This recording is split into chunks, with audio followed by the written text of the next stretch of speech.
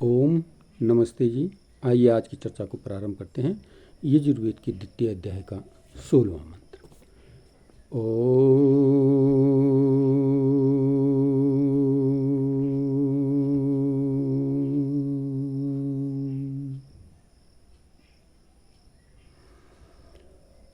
वसुभ्यस्त्वा रुद्रेभ्यस्त्वादित्येभ्यरस्त्वा संजानाथां द्यावा पृथिवीं मित्रा वरुणो त्वा वृष्ट्यावताम् व्यन्तु वयुक्तरिहाणां मरुतां प्रस्तिर्गच्छा वसा प्रश्निर्भूत्वा दिवं गच्छा ततो नो वृष्टिमावह चक्षुष्पा अग्निशि चक्षुर्मे पाहि। तो बहुत सुंदर बात इस मंत्र में की गई है कि मनुष्य जो यज्ञ करता है, हवन करता है, आहुति देता है, वह आहुति क्या है? वायु के वेग से, वायु के साथ मेघमंडल को जाकर, मेघमंडल में जाकर के क्या करता है? जो सूर्य के द्वारा खींचा हुआ जल है उसको शुद्ध कर देता है। जो सूर्य के प्रताप से जल खींचता है, आकाश में जाता है, ये मनुष्य के द्वारा किया हुआ यज्ञ के हवन की आहुतियाँ भी ऊपर को उठते हुए उस मेघमंडल तक पहुँचते हैं और उस जल को जो है शुद्ध कर देते हैं।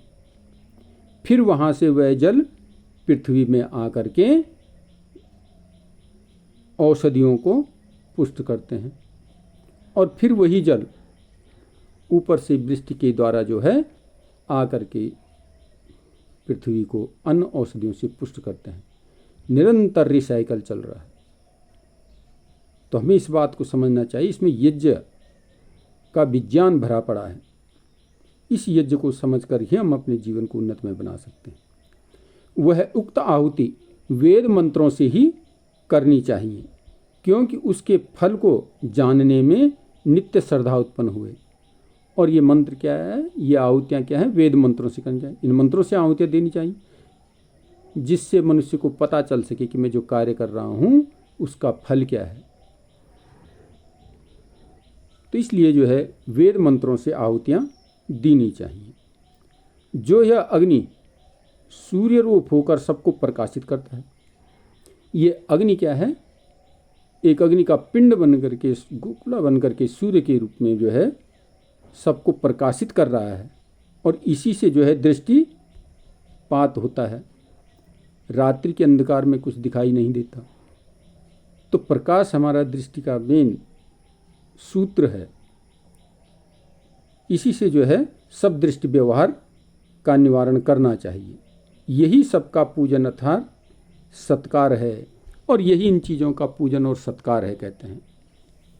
देखो, सत्कार, पूजा नाम सत्कार का कहा गया और सत्कार जो वस्तु जैसी है उससे ठीक ठीक उसको प्रकार से उपयोग लेना, वो उसका सत्कार है। इसको पूजा कहते हैं। तो बहुत सुंदर चर्चा इस मंत्र में जो है बताई गई है। मनुष्य अगर इस मंत्र पर विचार कर ले, चिंतन कर ले, तो फिर जीवन सफल और सार्थक हो जाएगा। देखो, समुद्र का जल कितना खारा है। एक बूंद भी अगर मुंह पे लग जाती है तो पूरा दिन जो है मुंह नमकीन बना रहता है, इतना खारा जल है। लेकिन वही खारा जल जब सूर्य के आकर्षण से ऊपर को जाता है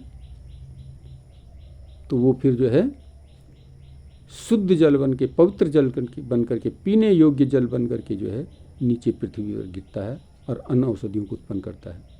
अगर जैसे का तैसा जल पृथ्वी पर आकर गिर जाए तो सारे वनस्पतियाँ, औषधियाँ जल करके राख हो सकती हैं।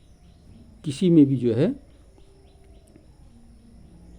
उत्पन्न होने की, बढ़ने की शक्ति प्राप्त नहीं हो सकती। लेकिन परमात्मा के द्वारा निरंतर यज्ञ किया जा रहा है। तो इसलिए कहा गया है कि यदि मनुष्य भी, प्रत्येक मनुष्य अपने घर पर यज्ञ करे और इसके द्वारा वायु और जल वृष्टि को शुद्ध करने का प्रयास करे, तो संसार से सारी बीमारियाँ, सारी दुख दरिद्रताएँ जो है दूर हो जाएंगी। आजकल बड़े बड़े हॉस्पिटल बन रहे हैं, लेकिन हम ये नहीं जान रहे, हॉस्पिटलों में हम लाखों रुपया खर्च, करोड़ों रुपया खर्च करते हैं, लेकिन यज्ञ पर हम लेस मात्र भी खर्चा करना नहीं चाहते, जिससे जो है हम दुख उठाते हैं, परेशानियां उठाते हैं और अंतोगत भयंकर बीमारियां लग करके जो है प्राणांत तक हो जाता है। तो आइए इस मंत्र से प्रेरित होकर के हम यज्ञमय जीवन बनाने का प्रयत्न करें, तो हमारा जीवन सफल और सार्थक हो जाएगा। आइए आज की चर्चा को यहीं पर विराम करते हैं। ओम